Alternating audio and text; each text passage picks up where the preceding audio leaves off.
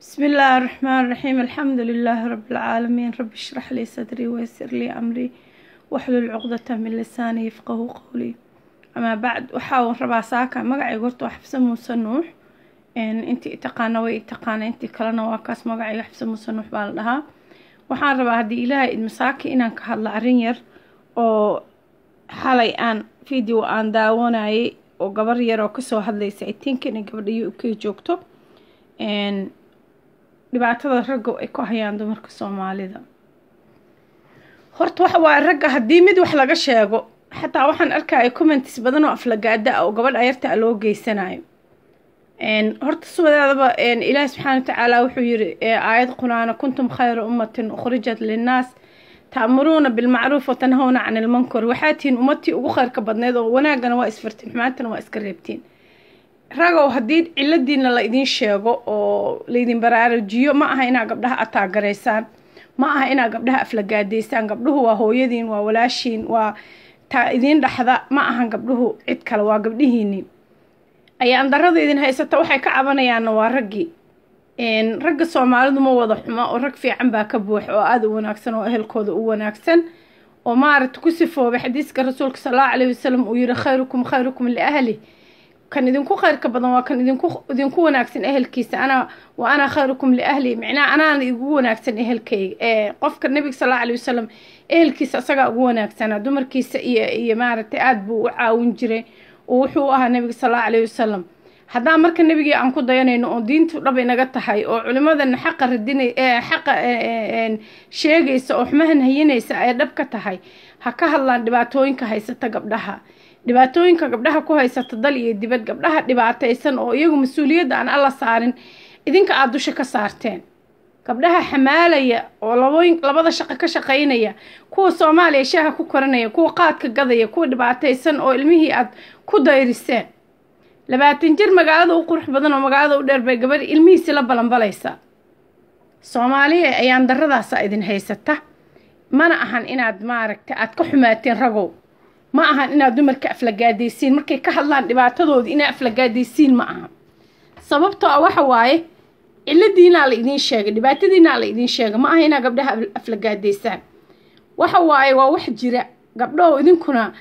horta ma sha Allah gabdhaheena Soomaalida aad bay u karti badan yihiin waxaan rabaa hadii Ilaahay idmo horena waan u soo duubay buraanburo badan oo gabdhaha ku saabsan gabdhaheenu waa gabdho aad u sharaf badan waa gabdho aad u dadaalo waa gabdho ubadkooda korsada aniga hadda personal idin la hadlaayay markaan hadda tago meel walba waxaan ku arkaa hooyo ilma jiideysa wali ma arko inta badan aabbe ilma jiiday cusbitaal baan tagaa hooyo ilma jiideysa waxaan tagaa maxaa la dhihi jiray ii sheeg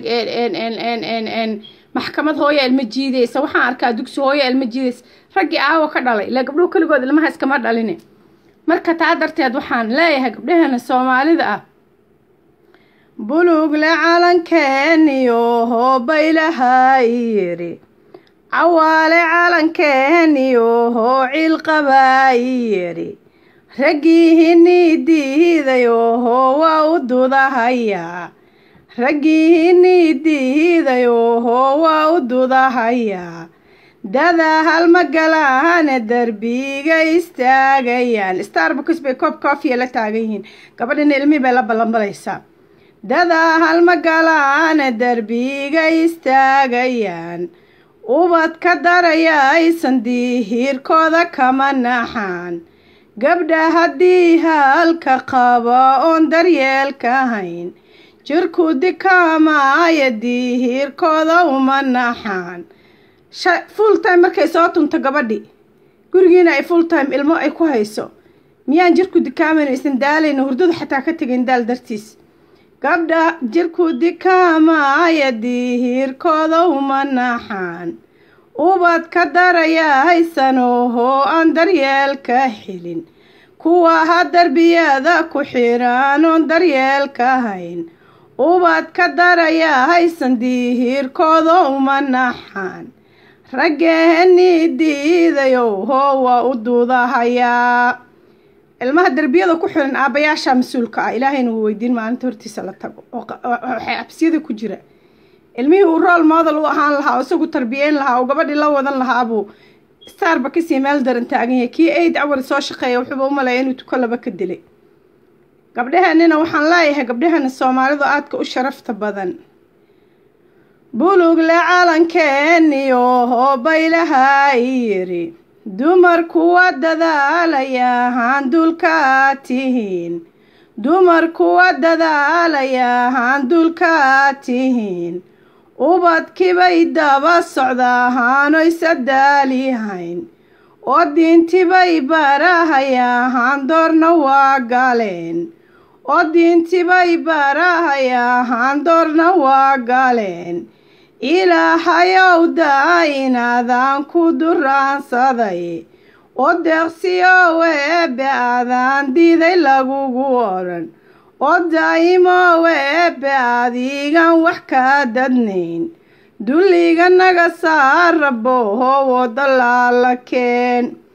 dulliga naga saar rabbo oo dalaalakeen dalkii nooceeli rabbo oo dalaalakeen waa mahadsantihiin gabdhahana Soomaalida keep going be strong waxa waaye xisaab aakhiray taala nimanka Soomaalida hadii xaqoodi diideen inay ka soo baxaan mid Ilaahay u naxariista mooyaane Ilaahay ba maalin kortiisa la taagan yahay ka kula xisaabtamaya rasuulka sallallahu alayhi wasallam wuxuu dhahay qofkiinka mas'uulay Ilaahay hortiisa maalinka qiyaame ilaa qof kasta la weydiiyo wixii mas'uul looga dhigay ninow ama diid ama yaal wal weydiin wala wixii mas'uul looga dhigay ilmaha gabdhaha ku dayacdeen wala waa leedin weydiin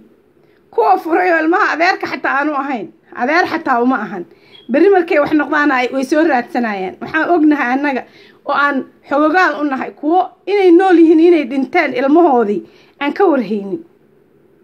hadhow bari ka maalin gabadhaydii ala saadana aan bixinaya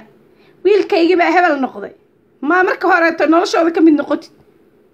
bal hadda fiiri arrinta murugada la gabadha intay ninkii ilmihii u geysay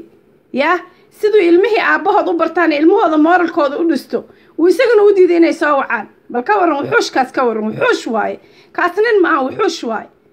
abaay macaanta Ilaahay boogahaaga ha ku dheey intii Soomaali dhibaataysan Ilaahay dhibka ka dulqaado aad iyo aad aan uga calool xumaada markaan waxa soo kala arko wallahi waan ka calool xumaada Ilaahay baan ku dhaartay waxyaabaha aan hurdada marmar la seexan waaye kamid ah wariyaantan waxayba keenan ana la shaqeeyay weydiiye sharciyadana waxayaantan keenanba inay gabdhihii dacweeyaan ilmihii ku dacweeyaan waxaan hadda arkay laba maahan 3 ka badan oo ilmihii xataa psychology loo balamiyay dhakhtar ah oo gabadhii miskiinteed ilmihii la balanbalaysay maxaa gaari 20 kun u soo qaadatay maxaa u shaqaysatay ayuu jalaska yahay ilmihii uu ka tagay ma koriyo naakal uu guursaday danihiisu raacday haddana wuxuu ka xun yahayba inay nolol fiican ku noolaato wallahi Ilaahay baan ku dhaartay alladii laa ilaaha ghayru ana indhahayga saaray mid ma aha oo laba ma aha maxkamad la soo istaaga gabdhihi